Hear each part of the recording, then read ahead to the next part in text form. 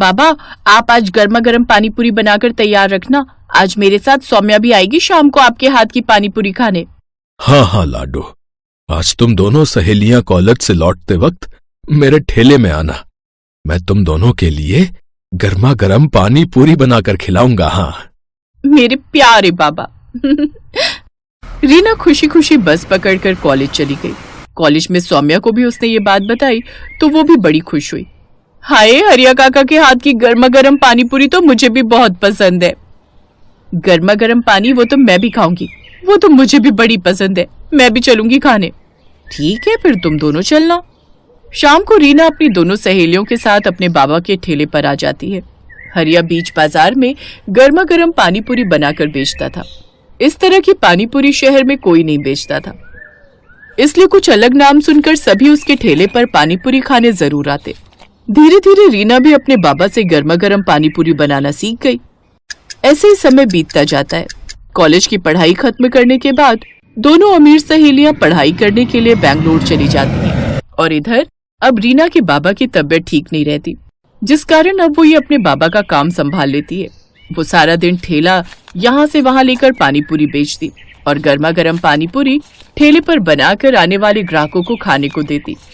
गर्मा गर्म पानी पूरी खाओ, गर्मा गर्म पानी पूरी एक बार खाओगे बार बार आओगे, आइए आइए गर्मा गर्म पानी पूरी। कुछ साल और बीत गए और अब निधि और सौम्या की शादी दो सगे भाइयों से हो गई। उनके पति भी अमीर घर से ही थे। वो दोनों उन दोनों का खूब ख्याल रखते। इधर रीना को अपनी दोनों सहेलियों की याद तो आती, लेकिन उसके पास उन दोनों का फोन नंबर भी नहीं था कि वो उनसे कांटेक्ट कर सके। कुछ समय बाद रीना भी अपने बाबा के इलाज के लिए दिल्ली आ जाती है। अब वो वहीं एक झोपड़ी में रहकर अपने माँ बाबा दोनों का ख्याल रखती, साथ ही अपनी गर्मा गर्म पानी पूरी का ठेला लगाती। इधर निधि और सौम्या के पतियों का ट्रांसफर भी दिल्ली हो जाता है। फिर एक रोज, सौम्या चलो, आज मैं तुम सबको पानी पूरी खिलाने ले चलता हूँ। तुम सबको तो पता ही है दिल्ली खाने पीने के लिए कितनी मशहूर है। हाँ हाँ, फिर तो सभी चलते हैं, बड़ा मजा आएगा। वो सभी सुखीराम पानी पूरी वाले की पानी पूरी खाने खान मार्केट चले जाते हैं, जिसे खाकर सौम्या कहती है, मुझे तो यहाँ की पानी पूरी बिल्कुल पसंद नहीं आई। हाँ सौम्या, और खाकर तो देखो। सौम्या बिल्कुल ठीक कह रही है, वो स्वाद नहीं है इसमें, हमें नहीं खानी और पानी पूरी। पानी पूरी तो हरिया काका और हमारी दोस्त रीना बनाती है, लेकिन पता नहीं अब वो कहाँ है। कमाल है, इतनी बढ़िया तो है। खैर, मैं तो एक प्लेट और खाऊंगी। ऐसे ही समय बीतता है। फिर एक रोज, यार निधि पता नहीं अपनी दोस्त रीना कहाँ होगी, कैसी होगी। कॉलेज छोड़ने के बाद उससे कभी मिलना ही नहीं हुआ। हाँ यार, मुझे भी उसकी बड़ी याद आती है।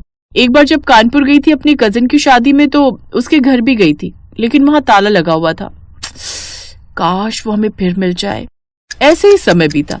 एक रोज सौम्या का पति अंकित, सौम्या कल मेरे ऑफिस के एक क्लाइंट की शादी है, तुम सबको भी वहां चलना है। हाँ, इसीलिए तुम दोनों भी रेडी हो जाना, और माँ और प्रीति भी साथ चलेगी। उसने बार बार रिक्वेस्ट की है कि सबको पार्टी में साथ लाएं। अच्छा ठीक है, हम सब तैयार रहेंगे। निधि तू वो पर्ल्स मेकओवर वाले को अभी से बुक कर ले। ठीक है, मैं आज ही फोन कर देती हूँ। फिर अगले दिन वो सभी शादी में तैयार होकर चले जाते हैं। वो एक काफी बड़ी पार्टी थी जिसमें तरह तरह के स्टॉल लगे हुए थे। वो दोनों एक तरफ खड़ी थी, तभी उनकी ननद प्रीति आती है। निधि भाभी, सौम्या भाभी, आप यहाँ के गोलगप्पे खाकर तो देखो, कसम से आज तक इतने अच्छे गोलगप्पे आपने नहीं खाए होंगे। अरे नहीं प्रीति, हमें नहीं खाने। वो सच कह रही है बहू, तूने यहाँ के गोलगप्पे खाए ना तो तू अपनी उस दोस्त के गोलगप्पे भी भूल जाएगी जिसकी तुम दोनों तारीफ करती फिरती हो। निधि और सौम्या दोनों उस पानीपुरी के स्टॉल पर जाती हैं जहाँ वो खाती हैं गर्मा गर्म पानीपुरी। अरे ये गर्मा गर्म पानीपुरी, इनका स्वाद तो बिल्कुल ऐसा है जैसे अपनी रीना के बाबा बनाते थे, और रीना भी। अरे भैया, ये गोलगप्पे किसने बनाए हैं? बहन जी, ये तो अंदर एक मैडम बनाती जा रही हैं और इस स्टॉल पर हम बेच रहे हैं। ये तो वही गोलगप्पे। जल्दी चल सौम्या। वो दोनों अंदर जाती हैं जहाँ रीना गर्मा गर्म गोलगप्पे बना रही थी। सौम्या और निधि को वो देखती है तो बड़ी खुश होती है। सौम्या, निधि, तुम दोनों यहाँ, तुम दोनों की शादी हो गई, कितनी अच्छी लग रही हो तुम दोनों। ये सब छोड़ और आकर पहले हमारे कलेजे से लग जा यार। ये बता रीना, तू इस हालत में कैसे? इतनी पढ़ी लिखी होकर भी तू ये सब शादी में गोलगप्पे बनाकर बेच रही है। क्या बताओ दोस्त, इस गरीब की जिंदगी में ना जाने ऊपर वाले ने कितने दुख लिखे हैं। कॉलेज खत्म होने के बाद अचानक बाबा की तबीयत खराब रहने लगी, इसलिए घर खर्च चलाने के लिए मैं पानी पूरी बनाकर बेचने लगी। फिर बाबा के इलाज के लिए मैं उन्हें दिल्ली ले आई, लेकिन एक रोज अचानक उनकी मौत हो गई। खुद को संभालिए, अब वो कभी नहीं लौटेंगे। इन्हें कैंसर की बीमारी थी जो इनके लंग्स तक फैल चुकी थी। फिर खुद को संभाल कर रीना ने अपने पिता का दाह संस्कार किया, लेकिन पिता के जाने के बाद उसकी माँ भी सदमे में चली गई और उन्होंने भी बिस्तर पकड़ लिया। और फिर एक रोज, मेरी बच्ची, मेरे अलावा तेरा इस दुनिया में है ही कौन? अगर तेरे हाथ पीले हो जाते तो मैं बेफिक्र होकर मर सकती थी। नहीं माँ, मैं बड़े से बड़े अस्पताल में तेरा इलाज कराऊंगी। रीना ने दिन रात पैसे जमा किए थे। उसके पास जो भी थोड़ी बहुत जमा पूंजी थी वो सब माँ के इलाज में खत्म हो गई। साथ ही कुछ पैसा कर्ज पर उठाती है, लेकिन वो भी खत्म हो जाता है। और इन सब के बाद भी वो अपनी माँ को नहीं बचा पाई। तू भी मुझे छोड़कर चली गई माँ, अब मैं अनाथ हो गई। मैं किसके भरोसे रहूंगी? अब मैं थकी हारी काम से आऊंगी तो कौन मेरे सर पर प्यार से हाथ फेरेगा माँ? कौन? उस दिन के बाद मैं अकेली दिल्ली की सड़कों पर गर्मा गर्म पानी पूरी बनाकर बेचने लगी और अपना पेट पालने लगी और शादी ब्याह के ऑर्डर भी लेने लगी। तू मत रो रीना, अब तू अकेली नहीं है। तेरे पास तेरी ये 2 सहेलियां हैं, यानी कि बहनें। अब से हम तेरा खूब ख्याल रखेंगे। हाँ चलो, तुम्हें सबसे पहले अपने ससुराल वालों से मिलवाते हैं। वो दोनों रीना को अपने ससुराल वालों से मिलवाती हैं और सारी बात बताती हैं। अब वो सौम्या को अपने घर में ही रहने के लिए कमरा दे देते हैं। साथ ही उसके लिए एक बड़ी दुकान भी खुलवा देते हैं जिसमें वो गर्मा गर्म पानी पूरी बनाकर बेचती है। अब उसका काम और भी अच्छा चलने लगता है और कुछ ही दिनों में वो खुद का रेस्टोरेंट खोल लेती है। फिर कुछ समय बाद अंकित के एक दोस्त को रीना पसंद आ जाती है और वो उससे शादी कर लेता है और अब रीना भी खुशी खुशी अपनी जिंदगी जीती है।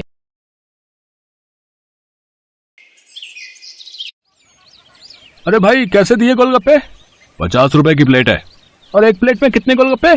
6 गोलगप्पे होंगे। और कितने? अरे बाप रे बाप, 50 के 6 गोलगप्पे, इतने महंगे? तभी सोचो तुम्हारी दुकान में भीड़ क्यों नहीं है। मुझे फालतू की भीड़ चाहिए भी नहीं। मेरे पास वही लोग गोलगप्पे खाने आते हैं जो इन्हें खाने के लायक हैं। और तुम लगता है यहाँ नए हो। दाम पूछने से पहले ऊपर लगा बोर्ड ही पढ़ लेते। दाम और नाम दोनों लिखे हैं। मेरा नाम मशहूर है और ये मेरे मशहूर गोलगप्पे हैं। एक एक गोलगप्पा इतना करारा है कि तोड़ो तो आवाज 1 किलोमीटर तक सुनाई दे। और पानी जैसा ग्राहक चाहे, पूरे 10 तरह की वैरायटी है मेरे पास पानी की। और ये देखो, ये है मेरे गोलगप्पों की असली जान, मेरा ये खास मसाला। हाँ हाँ, ये सब तो ठीक है, पर फिर भी 50 रुपए वाकई बहुत ज्यादा है। दाम तो यही है और यही रहेगा। अब तुम देख लो कि तुम मेरे गोलगप्पे खाने के लायक हो या नहीं। अरे ये क्या बात हुई? तुम ऐसे बात करते हो अपने ग्राहक से? नहीं, ग्राहक से तो नहीं, पर जो फालतू मेरा वक्त बर्बाद करे उससे मैं ऐसे ही पेश आता हूँ। चलो अब आगे बढ़ो और कोई सस्ता गोलगप्पे का ठेला ढूंढो। मशहूर ऐसा ही था। ये बात तो 100% सच थी कि वो गोलगप्पे बहुत ही अच्छे बनाता था, लेकिन इस बात पर उसे घमंड भी बहुत था। मशहूर का मानना था कि उसके पास हुनर और किस्मत दोनों का साथ है, इसीलिए उसे पूरा यकीन था कि उसका काम कभी मंदा पड़ ही नहीं सकता। और वास्तव में ऐसा हो भी रहा था। मशहूर के पास भले ही ग्राहक कम थे, लेकिन उनसे ही वो अच्छा खासा मुनाफा कमा लेता था। फिर कुछ दिनों के बाद, हाँ भाई, लाओ जरा गोलगप्पे तो लगाना। अरे तुम फिर से आ गए? रेट कम नहीं होंगे, पहले ही बता रहा हूँ। हाँ हाँ, मैं तुमसे कम करने को कह भी नहीं रहा हूँ। ऐसा करो, सिर्फ मुझे नहीं, इन सबको भी गोलगप्पे खिलाओ और इन सबके पैसे मैं दूंगा। पगला गए हो क्या? अब ऐसा करो, पहले पैसे रखो मेरे सामने, फिर बात करना। तुम भी ना बड़े शक्की हो। ये लो, ये रखे तुम्हारे पैसे। इतना कहकर सूरज ने पूरे 2000 रुपए मशहूर के सामने रख दिए। सूरज अपने साथ जिन लोगों को लेकर आया था वो देखने में ही गरीब लग रहे थे। मशहूर ने सभी को गोलगप्पे खिलाए, जिसके पैसे सूरज नहीं दिए। फिर सबके जाने के बाद, क्या बात है भाई, कोई लॉटरी वॉटरी लग गई है क्या? अभी तो नहीं लगी, पर जल्दी लगने वाली है। क्या मतलब? तुम्हें कैसे पता कि लॉटरी लगने वाली है तुम्हारी? क्योंकि निरंजन बाबा ने मुझसे ऐसा कहा है। वो बहुत ही बड़े सिद्ध बाबा हैं। उन्होंने मुझसे कहा है कि मैं जितने लोगों का पेट भरूंगा, वो भी बिना उनसे कुछ लिए, मेरी लॉटरी लगने के उतने ही चांसेस बढ़ जाएंगे। तुम भी निरे उल्लू हो भाई, हैं? बाबा जी ने तुम्हें गरीबों को खाना खिलाकर कुछ भला काम करने को कहा होगा। जितने पैसे तुमने मेरे गोलगप्पे खिलाने में खर्च किए, उतने में तो तुम पूरा भंडारा कर सकते थे। मैं जानता हूँ, पर मुझे इन लोगों को कुछ ऐसा खिलाना था जो इनके बस के बाहर हो। खाना तो कोई ना कोई इन्हें खिलाई देता होगा, पर तुम्हारे गोलगप्पे वो इनके नसीब में कहाँ से आते? और बाबा जी ने मुझसे यही तो कहा था कि जाकर किसी का नसीब बदलो, तो मैंने बदल दिया। अब देखना, मेरी लॉटरी जरूर लग जाएगी। मशहूर और सूरज बात कर ही रहे थे कि तभी सूरज का फोन बजने लगा। हेलो, हाँ भाई, क्या तू सच बोल रहा है? सच में? ओ वाह वाह वाह भाई, मजा आ गया भाई, मजा आ गया। तू वहीं रुक, मैं बस वहीं आ रहा हूँ मैं। अरे अरे क्या हो गया, कहाँ भागे जा रहे हो? मेरी लॉटरी लग गई भाई, वो भी पूरे 10 लाख की। शुक्रिया भाई, शुक्रिया यार, बहुत शुक्रिया यार, सच में तुम्हारे गोलगप्पों की वजह से ये सब हो पाया। अच्छा अब मैं चलता हूँ, मैं फिर आऊंगा और अगली बार और ज्यादा लोगों को लेकर आऊंगा, तुम तैयार है ना? इतना कहकर सूरज वहाँ से चला गया, लेकिन मशहूर को सोचने पर मजबूर कर गया। मेरे गोलगप्पे ऐसा भी कर सकते हैं, मुझे तो पता ही नहीं था। अगर मुफ्त में मेरे गोलगप्पे खिलाकर इस लड़के की किस्मत खुल सकती है तो फिर मेरी क्यों नहीं? हाँ, अब से मैं भी लोगों के नसीब बदलूंगा। अब वो नहीं, बल्कि मैं खुद अपने गोलगप्पे लोगों को फ्री में खिलाऊंगा। अगले दिन मशहूर ने सबसे पहले अपने लिए एक लॉटरी का टिकट खरीदा और फिर उसके हाव भाव बिल्कुल ही बदल गए। साथ ही उसकी दुकान का बोर्ड भी अब गोलगप्पों की कीमत की जगह पर लिखा था बिल्कुल फ्री। मतलब वो सच में अब लोगों को मुफ्त में गोलगप्पे खिला रहा था। साहब, कभी सपने में भी नहीं सोचा था कि आपकी दुकान में खड़े होकर गोलगप्पे खा सकूंगा। भगवान आपका भला करे, आपकी खूब तरक्की हो, आप जो चाहो वो सब आपको मिले, मैं भगवान से यही प्रार्थना करूंगा। मशहूर को पहली बार किसी ने ऐसा कुछ कहा था। मशहूर को बहुत अच्छा लगा, लेकिन अब भी मशहूर के दिमाग में उसका खुद का फायदा पहले था। उस दिन अपने बनाए हुए सारे गोलगप्पे मुफ्त में खिलाने के बाद वो फौरन लॉटरी ऑफिस पहुंचा। मशहूर चंद, हाँ मुबारक हो, आपको इनाम मिला है पूरे 10,000 का। क्या सिर्फ 10,000? पर पहला इनाम तो 10 लाख का था। हाँ तो वो पहला इनाम भी तो है, आपकी किस्मत इतनी भी अच्छी नहीं है, शुक्र मनाइए कि 10,000 तो मिले। मशहूर इनाम के 10,000 लेकर अपने घर वापस आ गया। वो उदास था और नाराज भी। क्या हुआ जी, लॉटरी लगी क्या? लगी भी और नहीं भी, ये देखो 10,000 मिले हैं। अरे वाह, तो फिर आप उदास क्यों? आपको तो खुश होना चाहिए ना। अरे पर 10,000 से क्या होता है, इतने में तो 4-5 दिनों में अपनी दुकान से ही कमा लेता हूँ। उस लड़के को तो पहला इनाम मिला था, वो भी पूरे 10 लाख का, और उसने तो इतने कम गोलगप्पे खिलाए थे। मैंने तो अपने सारे गोलगप्पे मुफ्त में खिला दिए, फिर भी मुझे क्या मिला और उसे क्या मिला? ओफो, ये सब क्यों सोच रहे हो आप? आपने जितने भी गोलगप्पे मुफ्त में खिलाए उनकी लागत तो निकल गई ना, बोलो। हाँ, उससे तो ज्यादा ही हैं ये पैसे। तो फिर आपको नुकसान थोड़े ही हुआ है जो ऐसे मुंह लटका कर बैठे हो। 4-5 दिनों में जितना कमा पाते वो एक ही दिन में मिल गया, ये कम है क्या? मशहूर को अपनी पत्नी मोहिनी की बात ठीक लगी और उसने अपना इरादा और पक्का कर लिया। उसने आगे भी लोगों को फ्री गोलगप्पे खिलाना जारी रखा और हर रोज लॉटरी का टिकट खरीदना भी, कभी कम तो कभी ज्यादा, लेकिन हर रोज मशहूर का कुछ न कुछ इनाम जरूर निकलता था, जिससे मशहूर का हौसला और भी मजबूत होने लगा। इसके साथ ही मशहूर को अब ये सब करने में बहुत खुशी भी मिल रही थी। हर रोज लोगों के मुस्कुराते चेहरे उसकी दुकान से लौटते थे। उसके गोलगप्पे न जाने कितने मायूस चेहरों की मुस्कान बन रहे थे। फिर एक दिन, अरे मशहूर भाई, ये क्या है? ये कमाल कब से हो गया? बस तुम्हारे जाने के बाद से ही। लेकिन माफ करना भाई, अब तुम फ्री में गोलगप्पे नहीं खिला पाओगे किसी को, क्योंकि ये काम अब मैं करता हूँ और लॉटरी भी मेरी ही लगती है। हाँ, तुम्हारे जितना बड़ा इनाम तो नहीं लगा अब तक, पर मुझे उम्मीद है कि कभी न कभी वो कमाल भी हो ही जाएगा। मशहूर की बात सुनकर सूरज मुस्कुरा दिया और उसने अपनी जेब से अपना विजिटिंग कार्ड निकालकर मशहूर को दिया और उससे बोला, कोई बात नहीं, ये मेरा कार्ड रख लो। अब लॉटरी का टिकट जब भी खरीदना हो तो बस मुझे फोन कर देना, ऑफिस तक आने की जरूरत नहीं पड़ेगी। सूरज के विजिटिंग कार्ड पर उसी लॉटरी ऑफिस का पता लिखा था जहां से मशहूर हर रोज लॉटरी की टिकट खरीदता था। असल में वो ऑफिस सूरज का ही था और उसी की वजह से हर रोज मशहूर का कोई न कोई इनाम जरूर निकल रहा था। कार्ड देखते ही मशहूर सारी बात समझ गया।